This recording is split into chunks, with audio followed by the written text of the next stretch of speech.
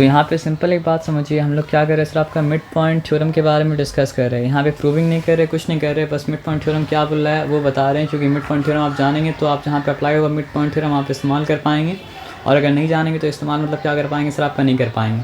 जैसे हम लोग पाइथागोरस थ्योरम को जानते हैं कि अगर आपके पास सिर्फ ये इन्फॉर्मेशन है कि दिया गया ट्राइंगल मतलब क्या सर, आपका राइट एंगल है, तो फिर आप क्या कर सकते हैं, बोल सकते हैं कि हाइपोटेन्यूज को स्क्वायर जो है वो क्या होता है सर, आपका बाकी दो साइड के स्क्वायर के मतलब क्या होता है सर, आपका बराबर होता है ना। उसी तरह मिड पॉइंट थ्योरम को अगर हम लोग जान पाएंगे तो मिड पॉइंट थ्योरम को इस्तेमाल कर पाएंगे, और मिड पॉइंट थ्योरम के साथ साथ मतलब क्या है सर, आपका मिड पॉइंट थ्योरम का कन्वर्ट तो इस्तेमाल कर पाएंगे। थ्योरम में होता क्या है सर, आपका इफ़ के बाद कुछ लिखा होता है, और फिर क्या होता है सर, आपका देन के बाद कुछ लिखा होता है। ये बात समझ में आया सर आपका ना। और थ्योरम का कन्वर्ट से आप बात करते हैं तो मतलब क्या होता है पता है सर, आपका देन जो है वो मतलब क्या होता है सर, आपका इफ़ बन जाता है, और इफ़ जो है वो मतलब क्या होता है सर, आपका देन बन जाता है। लेकिन हर थ्योरम के केस में कन्वर्ट्स मतलब क्या होता है, ट्रू नहीं होता है। जिस थ्योरम के केस में मतलब क्या होता है कन्वर्ट्स ट्रू होता है, उस थ्योरम के केस में क्या करते हैं, कन्वर्ट्स को पढ़ते हैं। और जिस थ्योरम के केस में कन्वर्ट्स मतलब क्या होता है, ट्रू नहीं होता, उस थ्योरम के केस में लोग क्या करते हैं सर, आपका उस थ्योरम के केस में लोग कन्वर्ट्स को मतलब क्या करते हैं, नहीं पढ़ते हैं। जैसे पाइथागोरस थ्योरम हम लोग पढ़े थे तो उसमें आपको याद होगा कि पाइथागोरस थ्योरम भी पढ़े थे, और पाइथागोरस थ्योरम को मतलब क्या कन्वर्ट्स भी पढ़े थे। क्यों? क्योंकि पाइथागोरस थ्योरम भी मतलब क्या था, आपका ट्रू था, और उसका मतलब क्या है, कन्वर्ट्स भी ट्रू था। तो अभी तो हम लोग पढ़ने वाले हैं क्या सर, आपका मिड पॉइंट थ्योरम। लेकिन फिर आपसे पूछ रहे हैं कि what was Pythagoras theorem. Pythagoras theorem में था ये कि अगर जिस ट्राइंगल के बारे में बात करें, अगर वो मतलब क्या सर, आपका राइट एंगल ट्राइंगल है, तो फिर मतलब क्या सर, आपका हाइपोटेन्यूज का स्क्वायर जो है वो मतलब क्या सर, आपका बाकी दो साइड का स्क्वायर के मतलब क्या सर, आपका सम के बराबर होता है। ठीक है। अब कन्वर्स में ये तो गिवन नहीं है कि राइट एंगल ट्राइंगल है, लेकिन कन्वर्स में ये गिवन है कि मतलब क्या सर, आपका ट्राइंगल है। तो मान लीजिए कोई भी एक साइड का स्क्वायर अगर वो ट्राइंगल में, कोई भी एक साइड का स्क्वायर अगर वो ट्राइंगल में बाकी दो साइड का मतलब क्या सर, आपका स्क्वायर का सम के बराबर हो, तो जो लॉन्गेस्ट साइड है, ठीक है, जो लॉन्गेस्ट साइड है उसका ऑपोजिट मतलब क्या है सर, आपका साइड जो है, सॉरी, जो लॉन्गेस्ट साइड है उसका ऑपोजिट एंगल, क्या एंगल है, इस मतलब क्या है सर, आपका राइट एंगल। और ट्राइंगल में कोई भी एंगल अगर मतलब क्या सर, आपका राइट एंगल साबित हो जाए तब तो क्या होता है सर, आपका राइट एंगल ट्राइंगल मतलब क्या हो जाता है।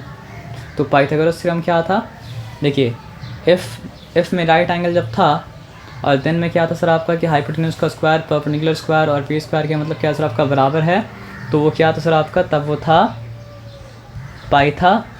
Pythagoras theorem. मेरा बात आप समझे हम क्या बोलें? हाँ। बात सुना है ना। तो ये इफ से अगर ये दिन निकालते हैं तो आप क्या इस्तेमाल करें एप्लीकेशन में, पाइथागोरस थ्योरम निकाल लें। इसमें कोई डाउट मतलब क्या सर, आपका नहीं, पाइथागोरा लिख दिया, लेकिन बाद में लिख देंगे पाइथागोरस, ठीक है, या फिर नहीं भी लिखेंगे तो आप समझ गए क्या क्या बोलना चाहते हैं। अब क्या बोले थे आपको, देन अगर इफ़ में चला आए, और इफ़ अगर मतलब क्या सर, आपका देन में चला जाए तो मतलब क्या सर, आपका हो जाता है क्या, कन्वर्स।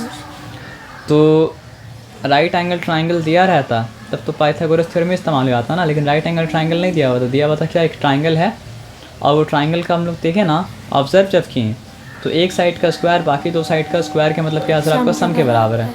तो फिर ऐसा अगर है तो हम लोग कंक्लूड कर सकते हैं वहाँ से क्या इस्तेमाल करके, पाइथागोरस थ्योरम का कन्वर्स इस्तेमाल करके, कि जो मतलब जो लॉन्गेस्ट साइड का ऑपोजिट एंगल है, जो लॉन्गेस्ट साइड का ऑपोजिट एंगल है, जब इसका स्क्वायर बाकी दो का स्क्वायर के सम के बराबर, तो लॉन्गेस्ट साइड यही होगा ना, ए होगा, और कुछ तो मतलब क्या सर, आपका नहीं होगा।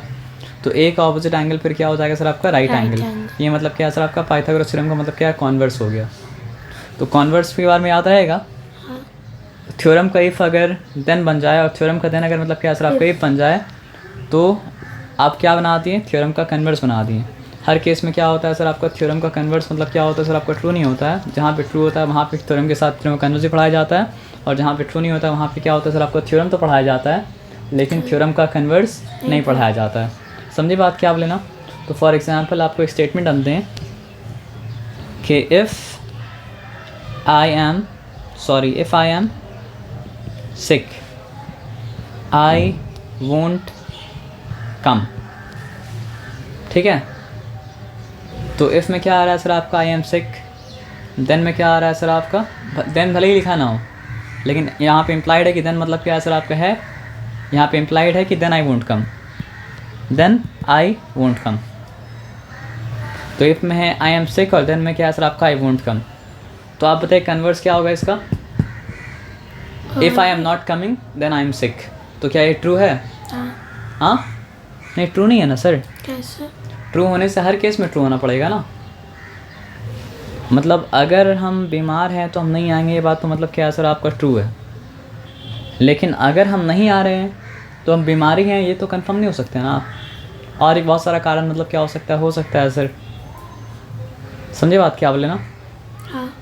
तो इसलिए इस केस में मतलब कन्वर्स को तभी पढ़ाया जाता है जब कन्वर्स हमेशा मतलब क्या हो सर आपका ट्रू हो। जैसे पाइथागोरस में केस में कन्वर्स हमेशा ट्रू था। जब एक ट्राइंगल में आप देखें किसी साइड का स्क्वायर बाकी दो साइड का स्क्वायर के सम के बराबर है, तब क्या होगा सर आपका? लॉन्गेस्ट साइड का उल्टा एंगल राइट एंगल होगा। ऐसा नहीं कभी होगा कभी नहीं होगा। अगर कभी होगा कभी नहीं होगा तो ट्रू मतलब क्या सर आपका नहीं है ना। जो अभी आपको एग्जाम्पल दिए वो कभी होगा कभी मतलब क्या सर आपका नहीं होगा। तो converse is not always true. समझ रहे बात क्या आप लेना? तो in geometry we only learn about converse. Converse is always true. So if we are going to learn midpoint theorem and also the converse of midpoint theorem, it is because the midpoint theorem is always true and its converse is also always true. मेरा बात आप समझे हम क्या बोलें? हाँ। तो geometry में से कन्वर्स पढ़ाया जा रहा है, याद रखिए वो कन्वर्स हमेशा ट्रू रहता है। अभी तो आप वो कंक्लूजन निकाल सकते हो, कंक्लूजन आप निकालते हैं तो वो कंक्लूजन कैसे निकाल सकते हैं जो कंक्लूजन आप निकाल लेते हैं? तो यहाँ पे क्या करते हैं सर आपको एक बनाते हैं अच्छा सा ट्राइंगल। जो ट्राइंगल बना था वो भी अच्छा था लेकिन उतना अच्छा मतलब क्या था सर आपका नहीं था। बताइए क्यों? क्योंकि जनरल ट्राइंगल होता है स्केलिन ट्राइंगल। तो आपको कोई ऐसा बात बोलना है जो आप सारे ट्राइंगल के बारे में बोलना चाहते हैं तो आप क्या इक्विलैटरल ट्राइंगल मतलब नहीं बनाइएगा, नहीं तो बात समझने मतलब क्या सर आपका नहीं आएगा। आप क्या बनाइएगा सर आपको बताइए? Scalene triangle. तो यहाँ पे हम लिखे ए, यहाँ पे लिखे MP और यहाँ पे क्या लिखे सर आपका C। अब हम पढ़ते जाएंगे और क्या करेंगे सर आपका लिखते जाएंगे, ठीक है ना? तो a line segment joining the mid point of any two sides. तो दो साइड कौन सा लें ये मतलब क्या है सर आपका ज़रूरी नहीं बताया। तो हम लोग क्या बोलते हैं सर आपका एक साइड A ले लेते हैं, एक साइड मतलब A भी ले लेते हैं, एक साइड मतलब क्या ले लेते हैं सर आपका AC ले लेते हैं। समझ रहे बात क्या बोले ना? तो यहाँ पे क्या बोला है सर आपका line segment joining the two side of the mid point. The line segment joining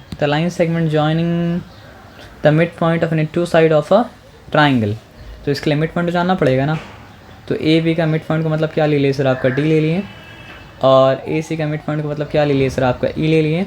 तो यहाँ पे मतलब क्या सर आपका वो लाइन सेगमेंट बन गया जो दोनों साइड का मतलब क्या हो रहा है सर आपका मिड पॉइंट को मतलब क्या हो रहा है जॉइन कर रहा है। The line segment joining the mid point of any two side of a triangle is parallel to the third side. अब बताइए थर्ड साइड कौन सा है? नीचे वाला साइड थर्ड साइड है। तो इफ़ में क्या है बताइए?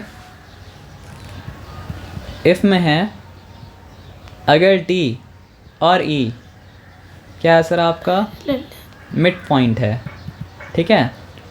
और अगर दो बात है और D और E वो लाइन सेगमेंट है जो लाइन सेगमेंट मतलब क्या है सर आपका लाइन का पार्ट।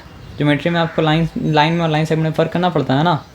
तो अगर D और E मतलब क्या है सर आपका वो लाइन सेगमेंट है जो मतलब क्या हो रहा है सर आपका मिड पॉइंट को जॉइन कर रहा है। ये दो बात है, ठीक है? दो बात क्या है बताइए? पहला बात तो ये है कि D और E मतलब क्या सर आपका मिड पॉइंट है और दो साइड का ट्राइंगल का, और D और E मतलब क्या सर आपका वो लाइन सेगमेंट है जो मतलब क्या है सर आपका मतलब वो D और E वो लाइन सेगमेंट है जो मतलब क्या हो रहा है सर आपका मिड पॉइंट को जॉइन कर रहा है। तो अब उसके बारे में कुछ बोल रहा है जो आपको याद रखना पड़ेगा, और आपको ये भी याद रखना पड़ेगा कि अगर ये दो कंडीशन है तो देन वाला दो कंडीशन भी क्या होगा सर आपका होगा। यहाँ पे देन में भी दो कंडीशन है।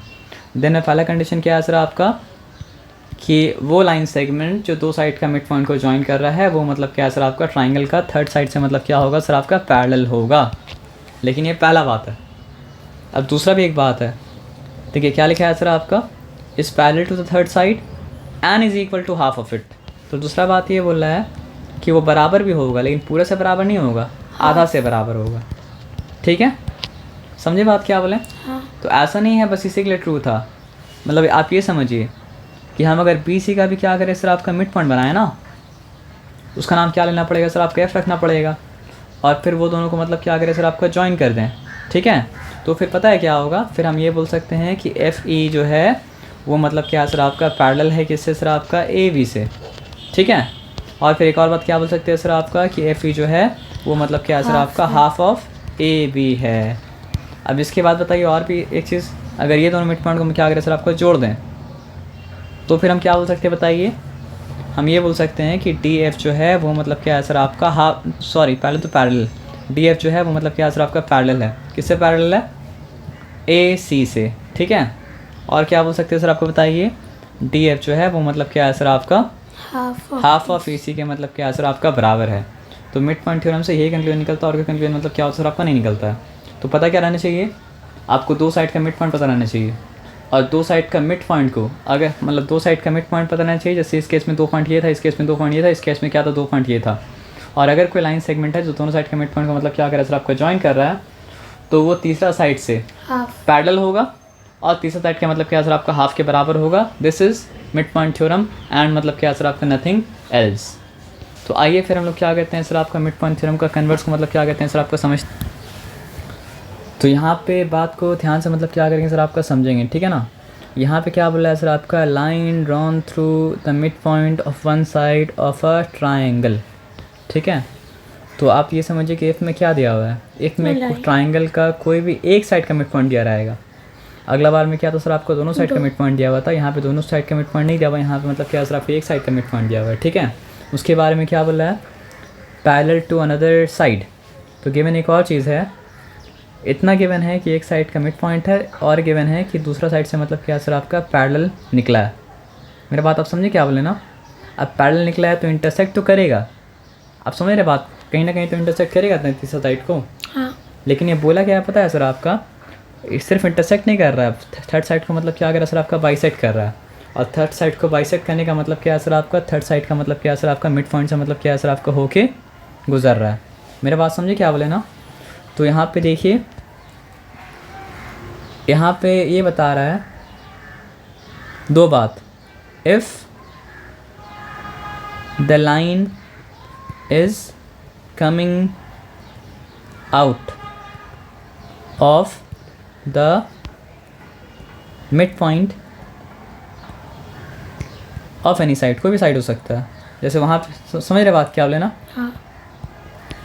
और क्या बात बोला है सर आपका? एंड पैरेलल का सिंबल दे दिया, पैरेलल टू अनदर मतलब क्या है सर आपका? साइड। तो कंक्लूड क्या कर रहा है? देन क्या बता रहा है? वो थर्ड साइड को मतलब क्या करेगा सर आपका?